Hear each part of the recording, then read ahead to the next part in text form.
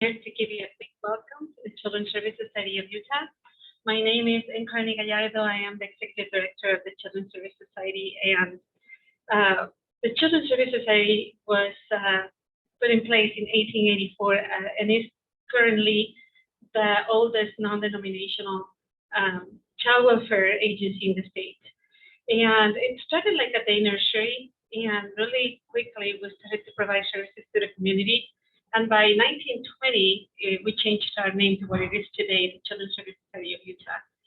It's through our programs that have changed through history that we have been supporting families, and we have been paying attention to what the families need. So our programs are very different to where we were 100 years ago. We're celebrating our 136th anniversary this year and the 28th anniversary of the GRANDfamilies program.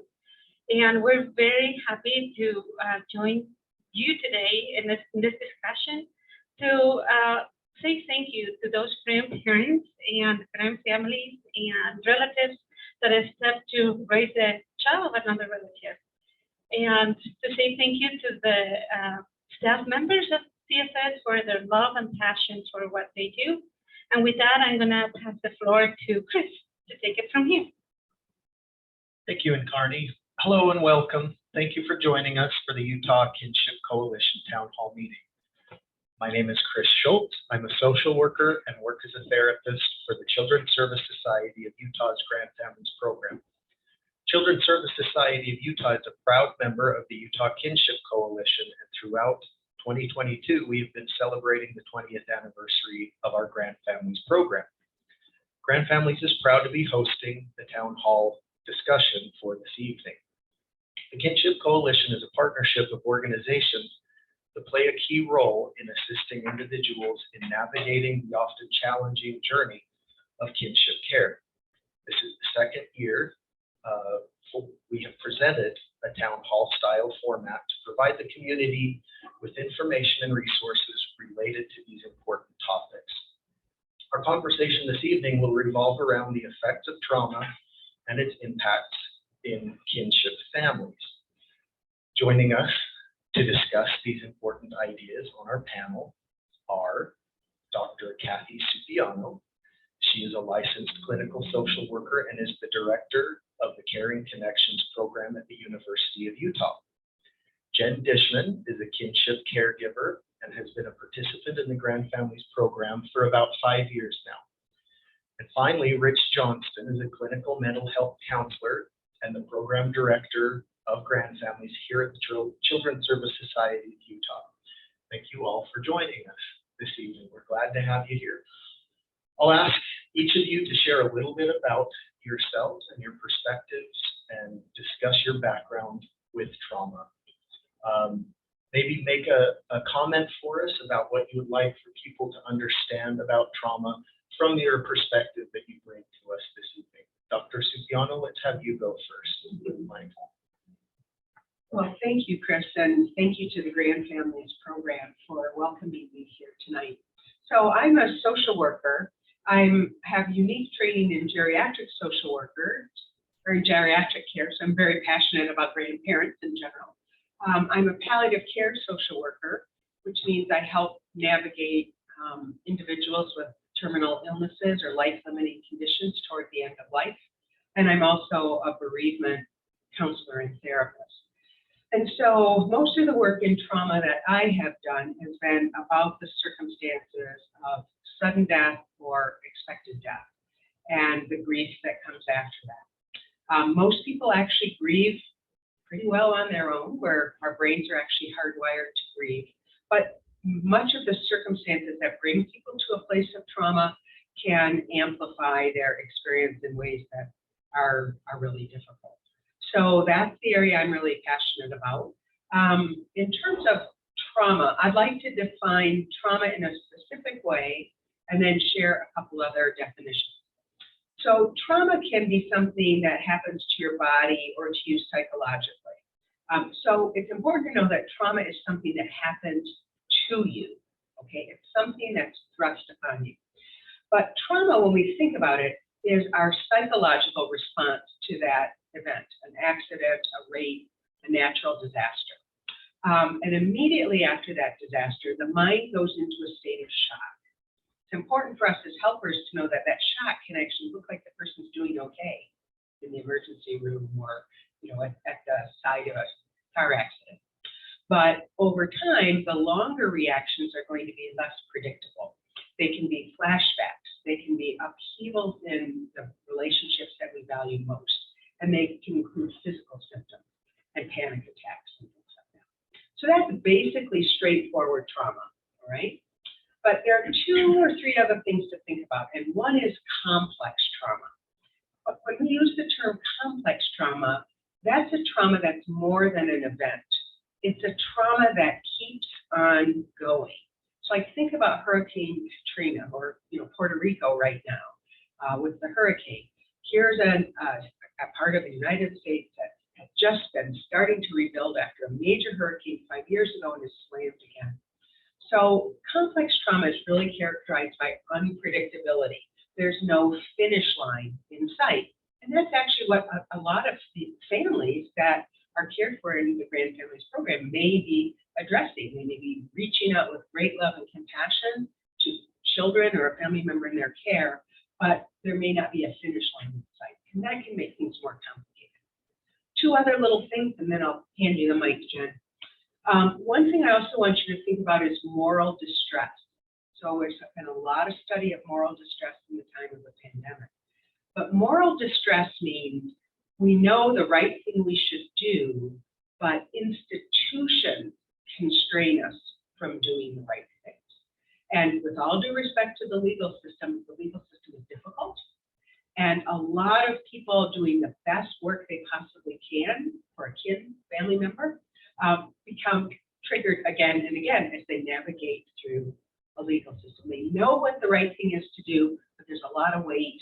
There's a lot of telling the story again and again and again, and a lot of frustration. All I want to do is take care of this person, right? And then the last one I want to share with you is my warning flag, and that's compassion fatigue. And this is when people are doing the right thing, they know what to do, they know how to do it, but they're either under-resourced or they run out of stamina or they run out of gas. It's not anything about their intention at all. They are exhausted. So this is my shout out to GRANDfamilies, because families trying to do all these wonderful things to rescue people in distress, and we know people do a lot better if we bring supports underneath them so they can do what they know is the right thing. Instead of doing for, you accompany, all right? So that's an excellent attribute of your program. Jen.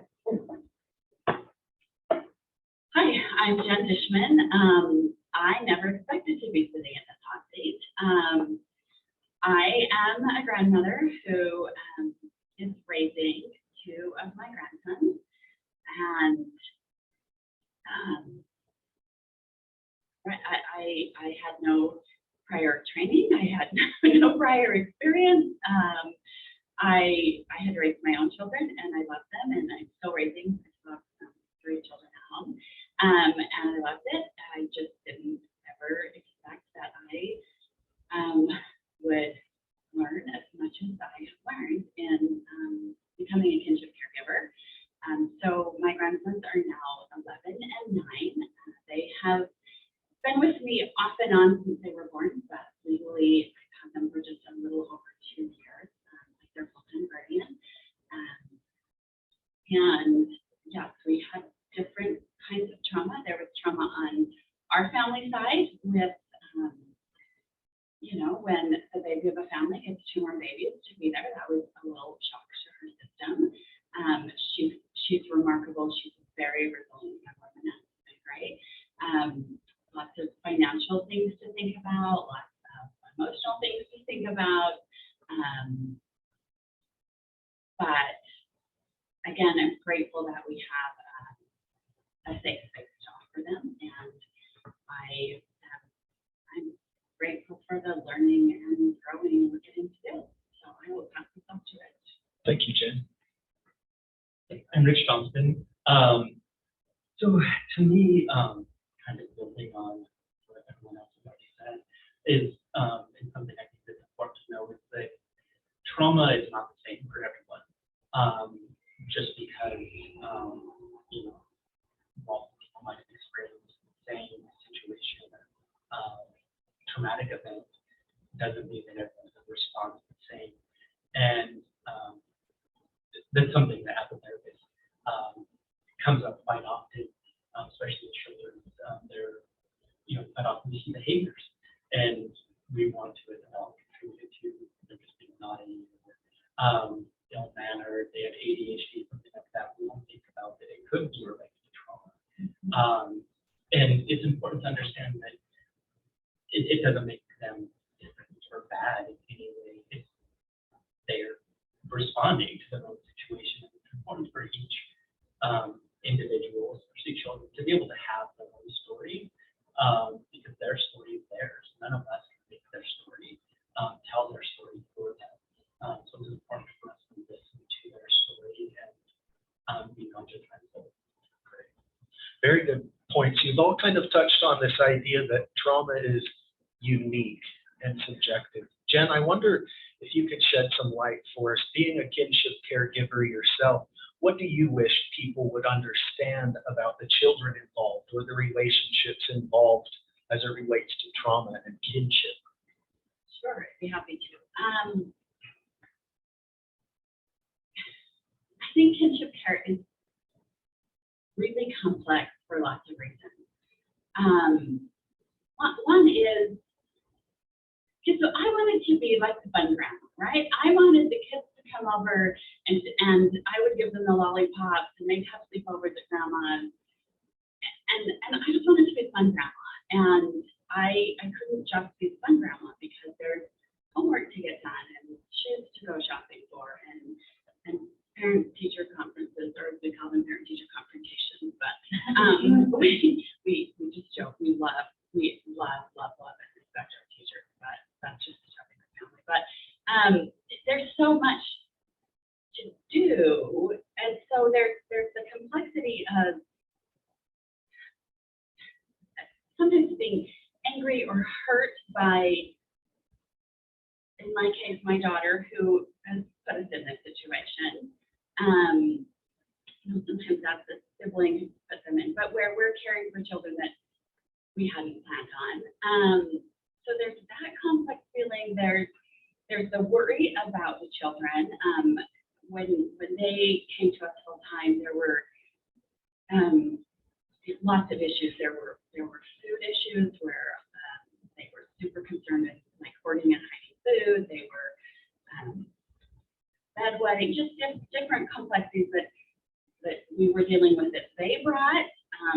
There was this really odd thing that my husband and I had to negotiate with. What in the world is going on, and how do we do this new dance? And then, like I mentioned, with our own kids, how do we do this new dance? Who sleeps where? Who's now the baby of the family? Everyone sort of has their role, and it was interesting as some of our other kids have moved on, how somebody else gets to shine, and I really like that. But it's just complicated because my sister has fostered several children, and we were discussing this one day, and she said one advantage she felt like she had as a fostering parent was she didn't know the parents or the family that were coming. She just had to worry about this child, getting the child safe and stable. Where I was worrying about all these other, they've gone through all training. They planned, they discussed it as a family, and so it's just different, and it's not right or wrong. It was just something really, it was different, and there are a lot of feelings, and then being so worried about our daughter at the time. I remember sitting one day, and all of our kids were kind of spread out in the family room and kitchen, and I thought, when's the last time I worried about some of them? And I just put my hands to my face like blinders, and I looked at each one of them for like a minute, and I just thought of every good thing they were doing. I thought about the challenges they were facing and how could I help them, and I just realized I had been so consumed with what was going on with our daughter and her children that my window of tolerance was so tiny that it was like looking through a spyglass, and I had been so focused that I'd not forgotten, but I had kind of neglected all the other people around. So what else Thank, do I? thank you so much for that. Such a valuable, it's so valuable to us to hear your experience and your perspective on it. You touched on an interesting question that came up for me that I'd like to pose to Rich.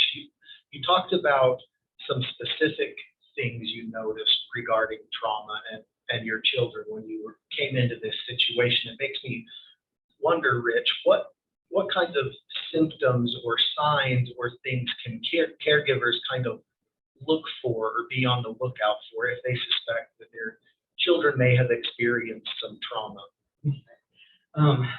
So it's not a short list by any means. And, you know, it's a whole spectrum. It kind of like what Dr. Supiano talked about in the beginning is that psychological trauma, emotional trauma, it's not like physical trauma that is immediate and we deal with it and we start to get better. It can take time. And signs, symptoms for different ages and even different levels of developmental functioning, it's different. But quite often we see, like Dr. Supiano mentioned, flashbacks, nightmares, avoidance, anxiety, depression, trust. That's something that I think is extremely important and probably one of the most important ones because in working in the adoption world, child welfare world, in that it's hard to be a caregiver, and when you make so many sacrifices to care for these children, and that sometimes it's hard to see that, you know, maybe their lack of gratification or you know, appreciation for what you're doing could be a response to trauma. They struggle with trusting. That's something, you know, we see quite often, and even with like the adoption of newborn babies, you know, it's traumatic. A baby lost their parent, and that's something that we have to understand. But it's hard sometimes to put ourselves in that position. So really, yeah, like, sorry, like I just went off on a tangent, but there are so many different things. Something that I see quite often in the education setting, lots of hyperactivity. Adults, we like to say, oh, it's ADHD, let's just get them on some meds. But quite often, with a lot of these little kiddos, it is a response to trauma, and we need to understand the underlying issues and not just doctor it and, you know, put a bandage on it and pretend that everything's going to be fine. Well, that shows the importance of taking that trauma-informed perspective that all of us should take. Jen, it makes me wonder, kind of back to you, what with some of these things that you've mentioned and that Rich has just kind of mentioned to us, what resources and solutions have you found as a kinship caregiver that seem to be helpful or that you wish other kinship caregivers knew about? I honestly think therapy is important. Quite frankly, I think the whole mentality of a therapist is great. But they were really afraid to even talk to someone after. I think they had so many strangers had been in and out of their lives. That was even its own battle, was to get help. I think I owe my mental health to GRANDfamilies, and I don't say that lightly. I can't tell you how many times I just called and felt like someone was holding my hand over the phone. Just, we can do this. We can help you. We have an absolutely fantastic pediatrician who has been an amazing resource for us. We really enjoy coming to some of our face-to-face events and these activities, the carnivals and the Christmas activities, because sometimes we feel like we're the only one doing this. Like, I look around my neighborhood, nobody else is raising their grandkids. And so that socialization where somebody gets that I'm a little tired. I was younger when I raised my other kids. Or just somebody who you can vent freely to, and they don't think that you've completely gone off your rocker. It's so some of these friendships that we have made through GRANDfamilies have also been absolutely amazing. Fantastic. I'd like to pose the same question to Dr. Supiano. What resources and supports do you think are available out there to support people who are dealing with a kinship care type situation or trauma in their family? Well, I think apart from professional resources, I think the most important thing people need to do is surround themselves with people who accept their situation and are not judgmental. You know, there's a lot of like rubbernecking, like car accident on the highway. People want to know what your kid did wrong, so you have grandchildren. I'm just giving you a pass on that. Just avoid those people. Just avoid them. But surround yourself with people who will meet you with acceptance and listening. I think Jenn's comment about being with other people who share this experience. I'm a group therapist. I'm an absolute believer in group therapy. If you are working with a therapist, that's great. But every time I do an individual case and I give a perky talk to someone, they say, well, you're supposed to say that, you're my therapist. But when others in the group say, you know something, it sounds like that's a normal reaction to an abnormal problem, which, by the way, is the phrase we all need coming out of the pandemic. And it's not necessarily stuff that's diagnosable, but, you know, we just waded through stiff waters here. And I think that's really important. I, too, echo the importance of therapy. And one thing you can do is if you're seeking therapy is people who are trained in trauma-informed care, they shout that out in their practice description because they had to work hard to be able to say that. You just can't say you're trauma-informed. You've got to get there. And so I think that really matters because, as you said, Rich, it's easiest, and I'm not anti-medication, I'm not saying that, but it's easiest just to do the simplest thing to get someone out of drugs. And to instead be willing to do that deep listening and hear that backstory is really critical. A lot of times people benefit from family therapy. Now, the problem with formal resources is there are too much of them. You know, we're nationwide, we're in this very painful mental health clinician shortage. Right now, a wonderful career, I will just say, and I will also say that most people who are in the helping professions, whether they're doctors or nurses or mental health clinicians, came from a place of pain themselves and acknowledge that and said, no, my purpose is to help people navigate through that. So you want somebody with, I'm just going to say that pedigree. No therapist is going to have hurt feelings by saying, hey, tell me your story. Tell me a little about your story. How did you get here? You know, frankly, we all like to talk about it.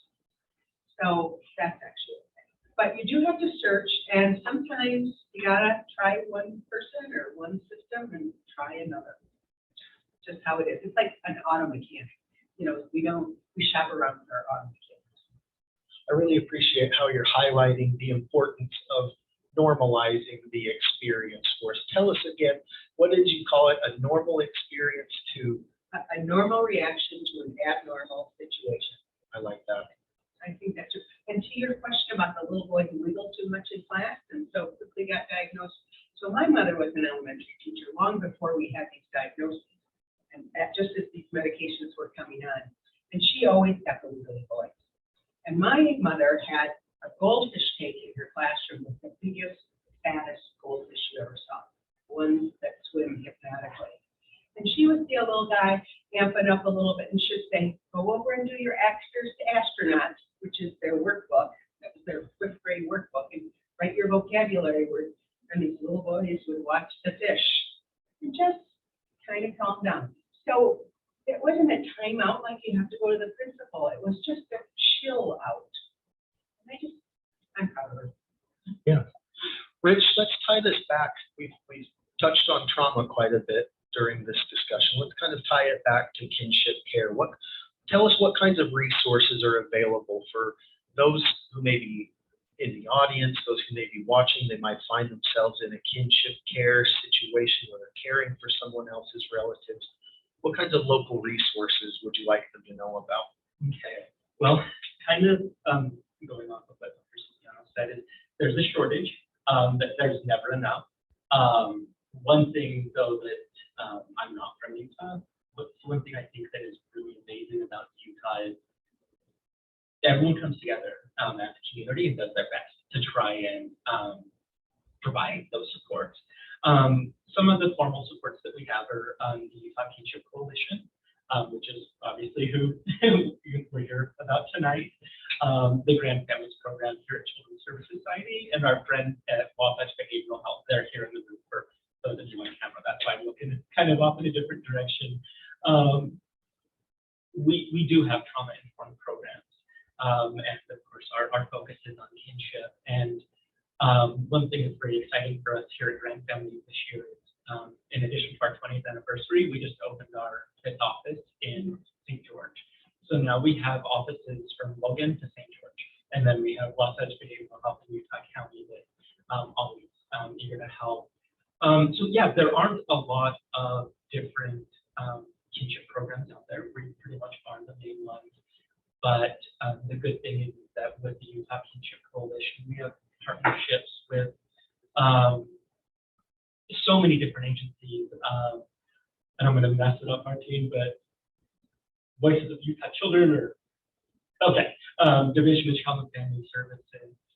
We have individuals from different school districts, medical settings, and I'm sorry for anyone that I've missed, but fortunately, we have several groups coming together to try and help to meet the needs of the kinship caregivers. It's important to emphasize that GRANDfamilies isn't alone. We're certainly not the only organization that has a vested interest in supporting these families. We're definitely part of a network and a coalition. Are there specific trauma-related resources in the state that you'd like people to know about, in addition to the kinship? You touched on DCFS and Yeah, definitely. You know, and again, going off of Dr. Supiano, is that like agencies that do go through the process to become trauma informed, like we definitely are proud of it. And I'm proud of all of them as well. You know, like DCFS is definitely huge leader. I worked for them for many years, and that's where I first learned about being trauma informed. We have Raise the Future, Utah Foster Care Foundation, Wasatch Behavioral Health, Children's Service Society, and I think, to me, one of my favorite, as a therapist, one of my favorite services available is trauma-focused cognitive behavioral therapy, or TFCBT, which fortunately is recognized as an evidence-based trauma-informed model, and it not only, you know, focuses on the child's trauma, but it is a family approach, getting the caregivers involved and letting the child tell their story, which to me I think is the most important thing for anyone to take out of this. Let the child have their story and help them tell their story. It's hard and it takes a lot of time. And we have to remember, sometimes grandparents raise grandchildren because the child's parents die. And so they're wonderful. I want to give a shout out to Primary Children's Hospital, to the Sharing Place, to the Bradley Center, to the Center for Grieving Children. Caring Connections does not take care of grieving children. We'll take mom, dad, and grandparents. But, you know, that's another thing. And, you know, we have so much need for kinship support due to mental illness, due to substance use disorder, that we also forget that sometimes parents die. And that's how grandparents get thrust into the situation. So, you know, we want to make sure people get matched to the right service. And again, I personally have called GRANDfamilies many times just to say, which direction, point me in which direction. Great. Well, it wouldn't quite be a town hall format if we didn't have some questions from our audience. I think we're going to go to some of those. Thank you so much. We've got a question that came in on one of our feeds. They want to know, what are the effects of generational trauma, and what can families do to strengthen against generational trauma? Okay, any of our panelists want to take a crack at that one? It's an interesting topic, isn't it? Yeah, so I think we also know there's generational trauma and then there's long historic trauma. And both of these are very real situations. situations. And so with generational trauma, as we teach people more positive skills, different ways of coping, as you said so well, Rich, claiming your story, whether you're 7 or 70, claiming your story means you're not necessarily tethered to your past. You don't have to replicate. There is this mythology that families just replicate patterns. But every day, families break those patterns in powerful ways. We also need to think about our marginalized citizens in this state and Utah and the world that are dealing with centuries of trauma. And there, I think the solution is somewhat different. And again, I'm a person outside of that community, as you can plainly see. But I can tell you that the situation that I have seen to be most helpful in communities of color in particular is when people go back and passionately reclaim their traditional history from a place of power. And when people do that, they can bring up the dignity and pride that they need to face the trauma that's happening now. And, you know, this is a powerful thing to see. This is not something our structures welcome. And they, as the United States, we tend to squash that down like whack-a-mole. But this is a very powerful thing that we can equip. And then and face these historic traumas with what I would just have to say is humility and recognition of wrongdoing on everyone's part. And I think this is the path forward to bring these exceptionally diverse cultures into the position of honor that they've been denied for so long. Absolutely. Great. Thank you very much. Looks like we do have another one. This person, they seem to be talking about not being able to find a therapist that's maybe trauma informed. So I think the question is, can you comment on the shortage of mental health professionals? Rich, would you like? You solved that one, Chris. Okay, yeah. Yeah, I don't think any of us have a solution for that. I feel bad I kind of want to, like the CSS or GRANDfamilies show, but we are an absolutely amazing agency, and we're to try and help. We are working on getting our own clinical program up and going so that we can try and help more of the population that is going unserved. But I don't know that there's really any easy solution or answer. Maybe I'll chime in. I'll step away from my role as moderator, and I'll maybe participate for a second. One thing that I found that helps people with that frustration, that there are very lengthy wait lists these days, and these children, not just children, everyone involved needs help now. One thing that's been helpful is to encourage them to be open to the idea that sometimes that help that they're looking for can be found in more than just one-on-one talk therapy. Dr. Supiano's talked about how she's a big believer in group therapy, as am I. So I would encourage people that are maybe feel stuck or in limbo or are waiting through a lengthy wait list to kind of broaden their perspective of maybe what solutions and tools and things they could be accessing to help their loved ones get those resources. And kind of like, if I can add to that, even like something Dr. Supiano said earlier, is that, like people are judgmental, and that sometimes it's okay and necessary to cut certain people out of our life. That can make a huge difference. And fortunately, there are quite a few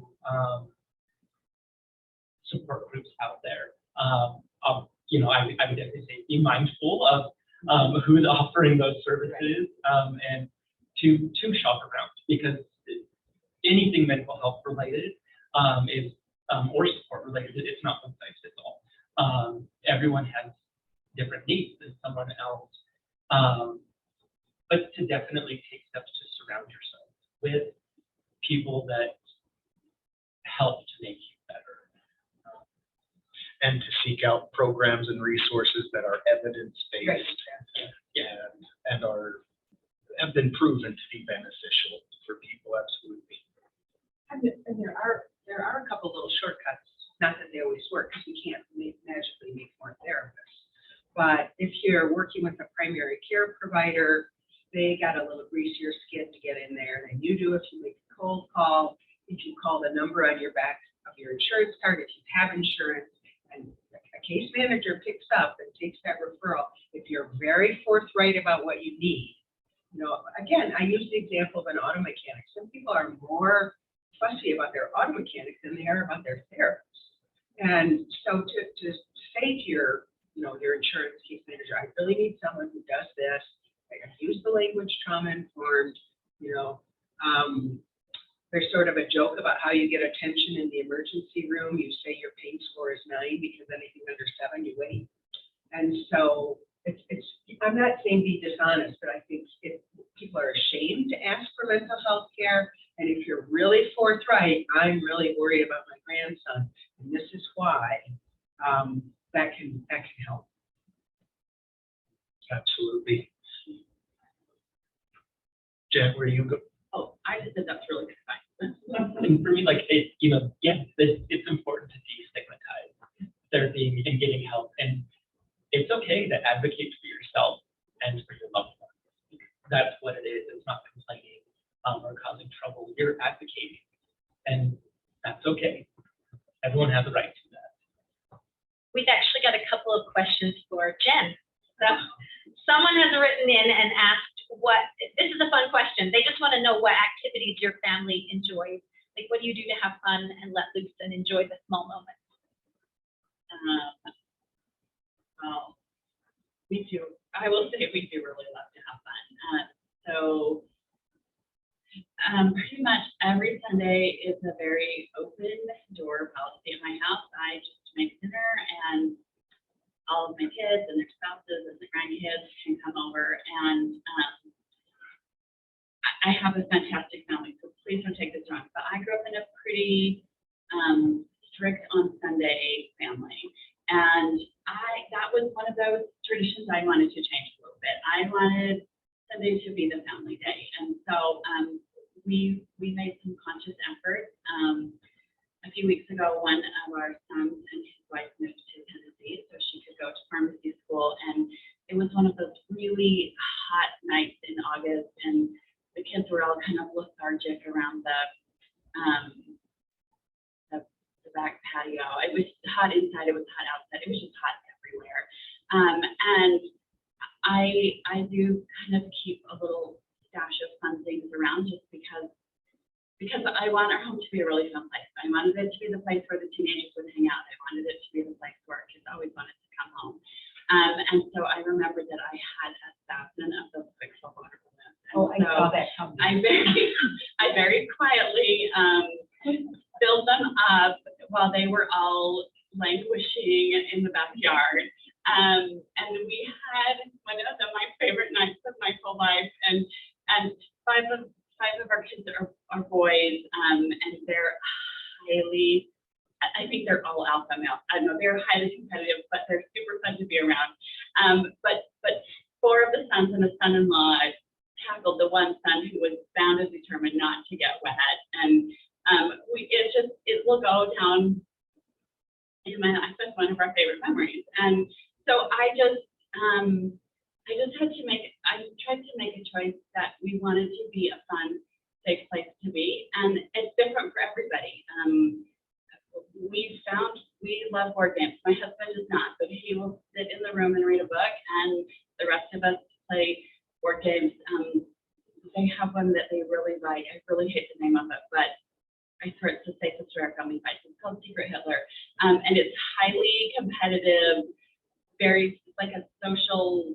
There's some fancy name for this game. Anyway, strategic, social, and my kids fight like cats and dogs. Like they're jumping on the couches, they're hurling insults, and then the game ends and it's done. And I decided that they found out their safe way to fight.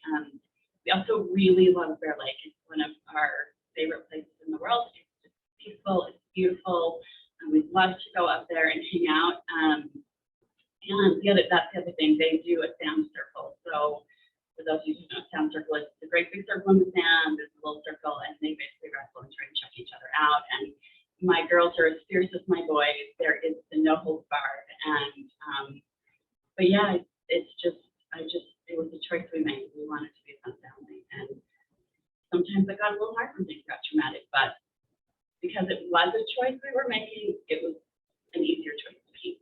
So There's that idea that if you're not laughing, you're crying, and so and crying gives me a headache. I'm glad that your family has decided that it's okay to laugh too, and that even though we've experienced challenging things, we're a family just like everyone else, and we're going to have some fun. I'm glad that you're doing that. Are there any more questions? Okay. This one is not necessarily a question, but a comment, and I thought it was good. Someone had mentioned that you were talking about reclaiming tradition, and they said that that reminds them of the movie Whale Rider, which is about a girl being raised by her grandparents also. So think for a second if you can think of any other maybe movies, media that might be representative of your situation. We'd love to hear about that. Another question that we got was, what signs can we look for that children could use therapy? That makes sense. Okay. I think therapy can be beneficial for anyone, for sure. But kind of going back to, avoidance, depression, nightmares, flashbacks, fear, like unable to trust others, things like Jenn said, food hoarding, bedwetting. The hard thing is that, yeah, like the list can go on and on and on. And obviously, we talked about the shortage for therapists and that, but I think it's okay to seek out help for any child, for any type of concern that may exist. Absolutely. Well, we want to thank all of our panelists this evening. Be sure and like and follow the Utah Kinship Coalition's Facebook page. We hope this discussion has been helpful and informative. We also want to thank you, our audience, for joining us this evening. Thank you and have a good evening.